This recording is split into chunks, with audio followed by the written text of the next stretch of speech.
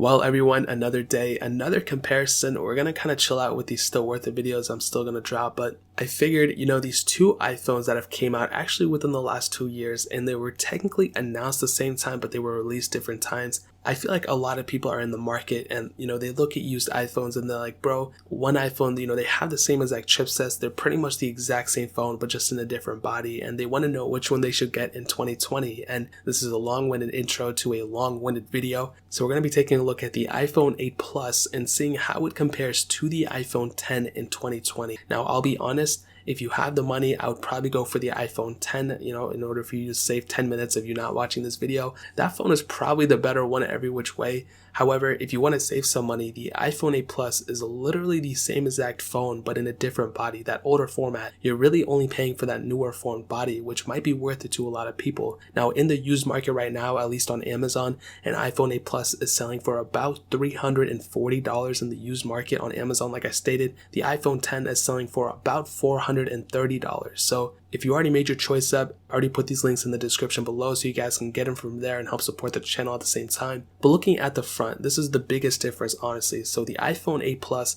has that 5.5-inch Retina IPS panel. That one is 1080p. It's a very good panel. I know, OLED versus IPS and all that, but there's still some advantages for IPS. There's very low chances of you getting burn-in versus an OLED. And I do like that iPhone 8 Plus design. You have, a little bit of bezel up top and bottom. You have the home button though, which, I like Touch ID more than Face ID. So you have that capability. And some people don't like that design. I do. I don't really care too much about it, but having that newer form factor, like on the iPhone 10 with that 5.8-inch display, that's a Super Retina OLED display, 1125 by 2436, a very sharp panel. Some people might say it's basically comparable to the iPhone 11 Pro, and that basically the only person saying that is me because I don't really see that big of a difference. And yeah, like I said, you're paying for that notch design, you're paying for that almost bezel-less, newer looking design, and for sure you're going to be getting that type of functionality, and you're going to be feeling like you have a way better phone, honestly, if you get an iPhone 10 over an 8 Plus. But there still might be some pros for the 8 Plus. So on the front, for sure, I'll probably pick the iPhone 10 over the 8 Plus. That's probably a given. But when you're feeling both in the hand, one doesn't necessarily feel more premium than the other, and that probably has a lot to do with, first of all, they both have lightning ports at the bottom, not a big difference. The chassis of the phones are very similar. One doesn't feel more premium than the other one there. And on the back, you have glass on the back on both of these devices with those dual camera setups. You have wireless charging on both phones as well, and even in 2020, really the design hasn't changed too much. We're supposed to be getting the iPhone 9 very soon. That's going to be looking like the 8 Plus, more so the iPhone 8, but Apple's still selling the 8 Plus in the Apple stores for a reason. When you're feeling both phones, even if you go to the Apple store to test it out, you're going to see they feel almost identical. There's really very little difference. It's just the 8 Plus is just bigger overall than the iPhone 10. But the iPhone 10 technically has that bigger display because of the lack of bezel. So it's kind of weird how that trade-off is. But in terms of the bodies, really not one wins over the other one to me. But for a majority of people, they will probably pick the iPhone 10 because it gives the impression that it is more premium because it just looks better because there's less bezel on it. However, if you do get the space gray version of the iPhone 8 Plus, I think that one definitely looks a lot better than the white versions I have now. But I think that pretty much covers it up in terms of the outside. But one important thing to note, they both have IP certification. They're both IP67 dust and water resistant. And like I said, they're both almost the exact same phone, just in different bodies. So that pretty much covers it up in terms of the hardware on the outside. Now hitting on the software, there's really not too many differences here either, but there is one major slight difference that might, sway towards the iPhone 10's favor, but I could totally be wrong. I'll just tell you the facts first. The iPhone 8 Plus and the iPhone 10 basically started off with iOS 11. They're on iOS 13.3 right now. There might actually be an update today. Hopefully Apple's been taking like a month and a half to push an update. That's not a beta. And probably the iPhone 8 Plus and iPhone 10 might be lasting the same amount of time because, they both started with the A11 Bionic chip and all that stuff. So they're both probably getting the same amount of updates. But what I will say, and that might be a little bit controversial, I don't really know yet, I have no way to verify this, but because the iPhone 10 didn't necessarily start with iOS 11, it started off with iOS 11.1.1, it makes me think that,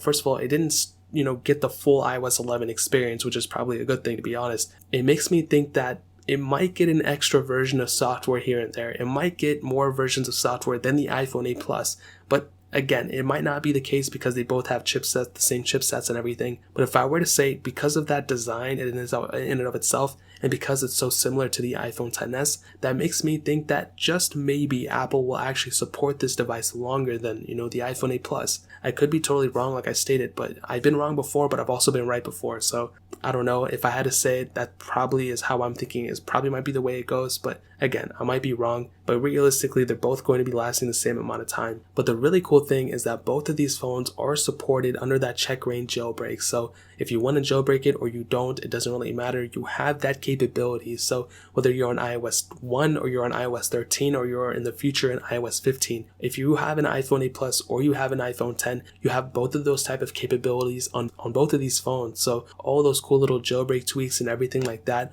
are compatible with these older iPhones, which the newer iPhones don't have just yet. So that's definitely a super cool thing. If you want to do that, if you want to learn how, I actually have a tutorial. You can check back on my channel on how to do that. But both of these phones have those capabilities, which is super cool. And going into 2020, I'm sure there's going to be a lot more development for these jailbreaks and a lot more tweaks coming out too for these older iPhones. So who knows, maybe it could happen. But you have both of those type of capabilities on both of these phones, which is super cool. So that pretty much covers it up in terms of the software. Now hitting on the actual performance of both these devices. Now both these phones have the exact same specifications for the most part. They both have Apple A11 Bionic chips. They both have hex-core CPUs. They both have two different models, a 64 and 256 gigabyte model. They both have 3 gigabytes of RAM within those phones. Now what I can tell you is, in terms of the performance, is like I stated, they are both extremely fast performing phones. Even now in 2020, I've already done separate reviews for both of these phones, but now doing this combined, comparison, I can tell you, I don't really think one is faster than the other by a lot. But I kind of think maybe the iPhone 8 Plus might have a little bit of an advantage. And the reason I say that is because it has a lower resolution panel, there's less pixels to push in that panel. That makes me think that that phone might be a little bit faster, but it's really not by much. It's like if you're using one every day and you're using another one every day, I don't think you're going to be noticing that big of a difference. But there seems to be a little bit of an advantage by having that home button, because when you exit an app, it's almost instantaneous. The app is going away. Whereas on the iPhone 10, you have to swipe up. So that's kind of like a minor thing. But in terms of the actual sheer performance of both these devices, they're both very good. The iPhone 8 Plus has super huge advantage of not having that notch. So when you're actually using that device and you're watching a video or something, it doesn't necessarily get cut off. It's not that big of a deal for me anymore. I'm kind of used to it. But for you, it might be a big deal for media consumption. But on the iPhone 10, you have that full, that whole phone viewing angles of the device and of the, whatever you're looking at it. And I love that a lot. So there's disadvantages and advantages for both devices, but that's really the only difference. I think performance-wise, they're almost identical, and there's really not too much to hit on here. So of course, they're not the fastest phones in the world anymore, but they're still pretty fast phones for a majority of people who are using their phones every day.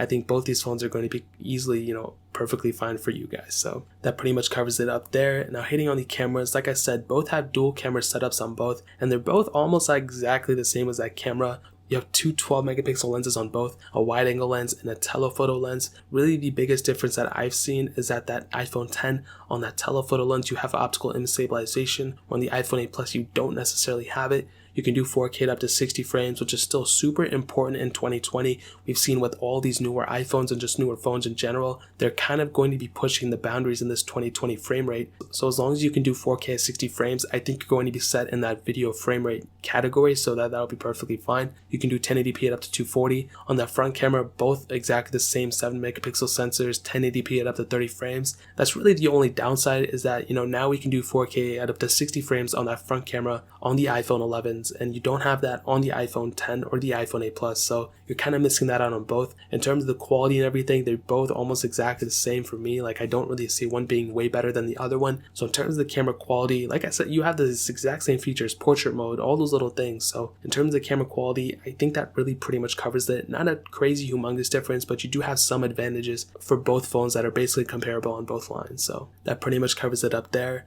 Now ending it off with the battery life, the iPhone 8 Plus had a 2,691 mAh battery, the iPhone 10 had a 2,716 mAh battery. Both have wireless charging like I stated, and they're both really more of the same lesson. They both have the same amount of battery life, to be honest. I think the iPhone 8 Plus might be a little bit better just because of that lower resolution panel. But, you know, like I said, they're both more or less the same. I think the iPhone 10 had pretty decent battery life. I think the iPhone 8 Plus had pretty decent battery life too. So I want to say they're almost the same. Like I said, the iPhone 10 does have a little bit of a higher resolution panel, but other than that, they're both almost exactly the same. So there's really not too much to hit on in battery life department either. So to kind of answer the question to sum up the video, should you pick up an iPhone 8 Plus or an iPhone 10 in 2020? Well, like I stated in the early on this video, my opinion is still exactly the same. I think if you can spend the money, the iPhone 10 is probably the better way to go. On Amazon right now, for the 64GB model, the iPhone 10 is only selling for about $90 more than the iPhone 8 Plus. So you're probably better going that route than the iPhone 8 Plus route, where it does have the older design. A lot of people might not like that. And even an iPhone 10 on Amazon is cheaper than a brand new iPhone 8 Plus in the Apple Store, so you're really not missing out on too much there. You can even save some money if you get an iPhone 10 versus a brand new iPhone 8 Plus. But I still think the iPhone 8 Plus has a lot going for it too. If you have an iPhone 8 Plus currently, then I wouldn't obviously recommend updating to an iPhone 10 just yet. But if you can get an iPhone 10 for a good deal, or if you get one on Amazon, like I stated, you're going to be doing yourself a favor in the long run, I think, because of that design. The design isn't going to be changing this year, most probably. It's probably going to be changing next year. So if you rock an iPhone 10, you can still, even if this year's changes, like, you're still going to be having a newer type of model iPhone, whereas the 8 Plus does have that 2014 design for the most part. So it is what it is. That's my opinion. And that pretty much covers it up, guys. If you have any questions or anything, leave it down in the comment section below. Hit that like button, that would mean so much, but definitely hit that subscribe button. Every single subscriber that we get really does count, so it means so much if you guys can hit that. Also, check out the other links down in the description as well. My Twitter, my Instagram, my second channel. All those things are linked down below. I'd really appreciate it if you guys could check it out. But more importantly than everything else, I love every single one of you guys. Hopefully I'll catch you guys in the next video. Peace out till then.